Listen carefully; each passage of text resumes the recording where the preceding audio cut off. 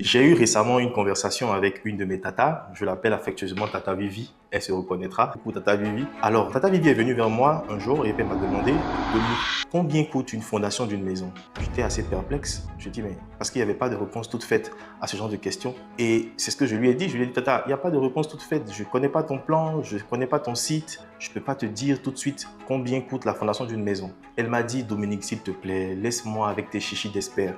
Donne-moi juste une idée de combien coûte la fondation d'une maison, 4 pièces si tu veux. Je dis, Tata, sincèrement, c'est pas pour t'embêter, mais il est impossible de connaître le coût de la fondation d'une maison si on ne connaît pas le plan qui a été réalisé. Et je me suis rendu compte tout de suite que beaucoup de personnes, justement, pensent que la fondation d'une maison, c'est comme un device, un appareil qu'on ramène et avec cet appareil-là, on réussit à stabiliser la maison, un peu comme le groupe électrogène. Alors, il faut savoir que cette approche est très dangereuse lorsque on décide d'initier des travaux de construction. Dans ce podcast, je vais vous parler de ce que c'est que les fondations passent partout et je vais vous dire également l'utilité d'une fondation et pourquoi est-ce qu'il faut suivre un processus assez strict pour pouvoir y parvenir. Alors, pour ceux qui me découvrent pour la première fois, merci de suivre cette vidéo. Je suis Dominique Koubenaglo, dirigeant de l'entreprise TDK SARL, qui est une entreprise de maîtrise d'œuvre, d'exécution et d'assistance à la maîtrise d'ouvrage.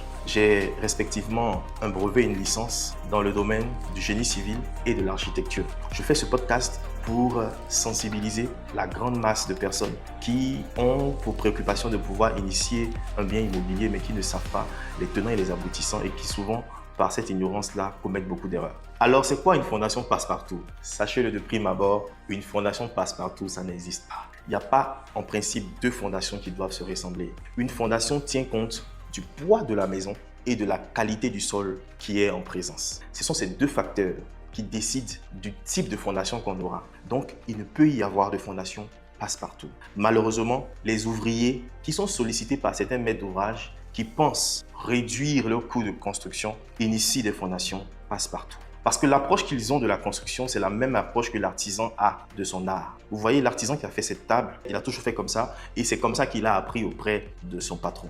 Donc, il fait ces tables-là à l'infini. Mais le problème en construction, c'est qu'on n'est pas sûr de l'artisanat quand on est en train de faire une fondation. Il y a des données scientifiques et techniques dont on doit tenir compte pour pouvoir réaliser une fondation qui est respectueuse normalement de la pesanteur. Pour un corps humain, si les pieds ne sont pas suffisamment solides, stables, et cette solidité-là, on peut la quantifier. Je ne suis pas médecin, mais les médecins vous diront qu'il y a une certaine densité osseuse qu'il faut avoir pour pouvoir tenir sur ses pieds. Et cette densité osseuse-là, si vous ne l'avez pas, vous allez être obligé de vous déplacer en fauteuil roulant. C'est pareil pour le bâtiment, sauf qu'il n'existe pas de fauteuil roulant pour un bâtiment. Donc, si vos fondations ne sont pas dimensionnées correctement, votre bâtiment risque de ne pas pouvoir porter son propre poids et le poids également des occupants et de tous les équipements que vous allez y mettre. Donc, il faut véritablement vous assurer. Et la bonne méthode à avoir quand vous avez un projet de construction, c'est de pouvoir contacter d'abord un architecte. Contacter un architecte, c'est très simple. Du pays où vous êtes, vous allez sur Google,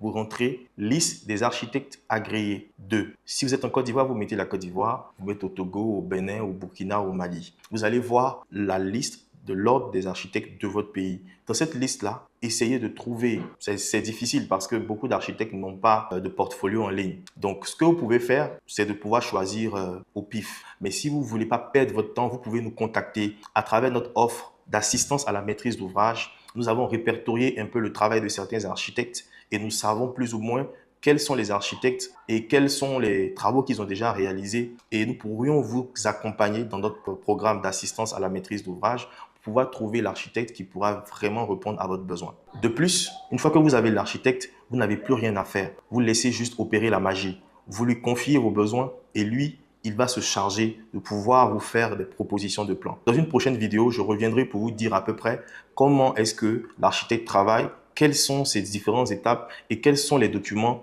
qu'il va mettre à votre disposition pour que vous puissiez avoir un projet qui soit respectueux de la pesanteur. L'architecte est donc une police d'assurance que vous prenez dès le début de votre projet pour éviter de vous retrouver après avec un bâtiment qui ne répond pas aux normes et qui pourrait vous échapper.